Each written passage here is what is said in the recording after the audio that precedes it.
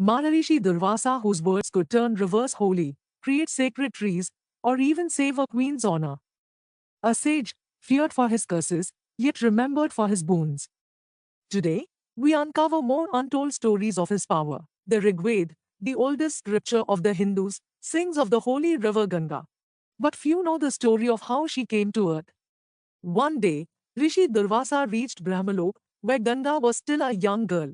As Durvasa bathed, a sudden gust of wind blew away his clothes. Childlike and innocent, Ganga burst into laughter. But to Durvasa, this was disrespect. Enraged, he cursed her, "You shall be born on earth as a river, and people will take holy dips in your waters to wash away their sins." And so, Ganga descended from the heavens, not just as a river, but as a purifier of mankind. Durvasa's fury did not spare even those closest to him. His wife, Kandali, was the daughter of sage Orv. Before marriage, Durvasa had promised her father that he would forgive 100 mistakes of his wife. One day, he asked Kandali to wake him at Brahma Muhurat. But she failed to do so.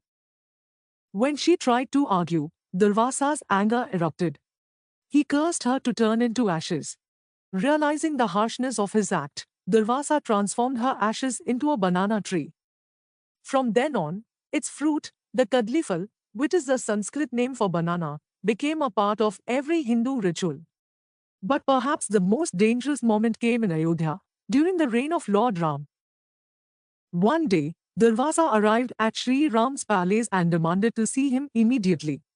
At that moment, Rama was in a private meeting with Yam, the god of death. Yam had given a strict condition: if anyone interrupts us, he must be punished with death.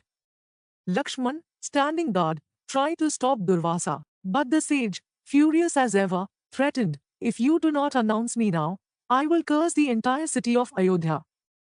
To save the city, Lakshman walked in and broke Ram's vow. Although Lakshman's act saved Ayodhya from the curse, it also meant that Ram had to keep his word to Yam. As a result, Lakshman was banished from the kingdom, a punishment considered as painful as death for the noble and spiritual person. Curses and boons are two sides of the same coin. If a sage had the power to curse, he also held the power to bless. The Shiva Puran tells us of one such fascinating incident. One day, sage Durvasa was bathing in the sacred river Ganga when a sudden current swept away his lower garment, leaving him exposed. At that very moment, Princess Draupadi too was bathing a little downstream. Seeing the sage in this awkward situation, she immediately tore a piece of her own garment and floated it towards him, so he could cover himself. Deeply moved by her modesty and presence of mind, Durvasa granted her a boon. At the most critical moment of your life, you shall receive an abundance of cloth to protect your dignity. Years later, this very boon came to Draupadi's rescue during the infamous dice game in Hastinapur. When her honor was at stake, endless yards of cloth shielded her, saving her from humiliation. This was not the only time sage Durvasa's blessings changed the course of destiny. On another occasion, he visited Kunti's father's palace as an honored guest. Pleased with her service and devotion, he blessed her with a special boon. He taught her a mantra from the Atharvaveda. With this mantra, she could invoke any god and have a child by them. Curious to test it, Kunti invoked the god, Surya. As a result, she gave birth to her first son, Kan. Later, out of fear and shame, she placed the newborn in a basket and set him afloat on the river. Karn was found and raised by a humble charioteer's family, yet he grew up to become one of the greatest warriors of the Mahabharata.